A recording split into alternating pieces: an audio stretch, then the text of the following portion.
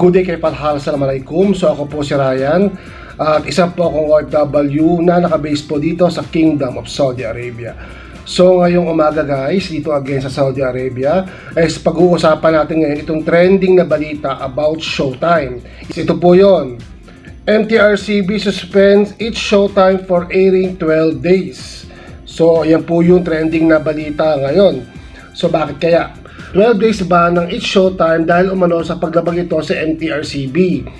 Matatandaan na ang It's Showtime ay ang noon time ng ABS-CBN na kasalukuyang napapanood online at sa ibang TV channel. Ang issue ay nagsimula noong July 25, 2023 dahil umano sa hindi kaaya-ayang ipinakita ni Vice Ganda at ng kanyang boyfriend sa harap ng mga manonood.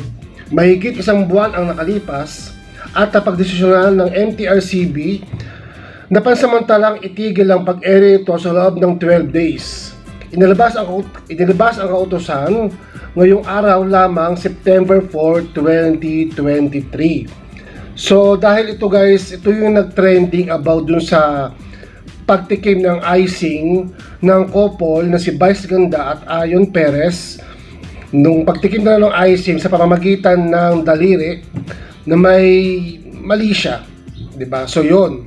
So doon nagsimula guys yung 12 airing days na suspension ng Showtime nang dahil lamang sa simpleng pagtikim ng icing. So alam nyo ba guys na itong si Boss Rendon Labrador ay ngiting tagumpay, sobra. No, record-breaking suspension.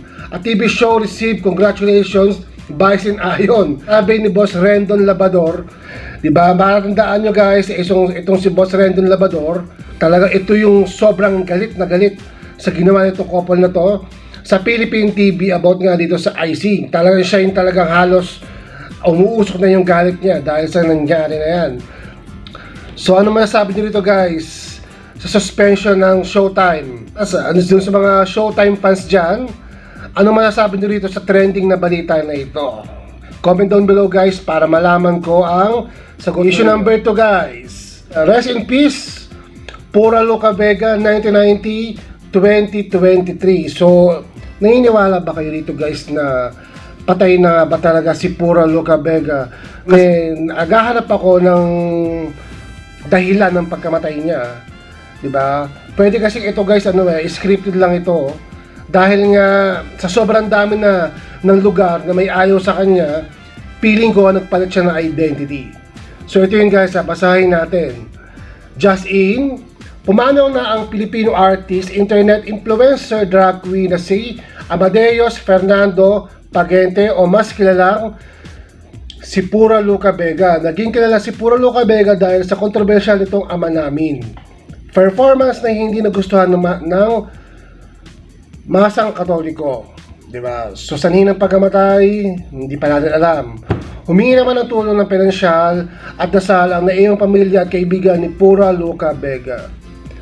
So ayun, kung totoo man ito guys, kasalanan niya rin yan, di ba? Pero ito guys, parang hindi naman yata ito totoo, di ba? Feeling ko nagpalit lang siya ng identity. Kasi guys ako, hanggang hindi ko nakikita na talagang nakaburol na siya live, is talagang hindi ako maniniwala or hindi ko pa siya napapanood sa Pilipinas. Mahirap maniwalang patay na ito si Pura Luca Vega. Feeling ko is gawa-gawa na lamang ito. So ngayon guys, ano masasabi nyo? Maniniwala ba kayong patay na si Pura Luca Vega? Comment down below guys para malaman ko po yung mga sagot ninyo.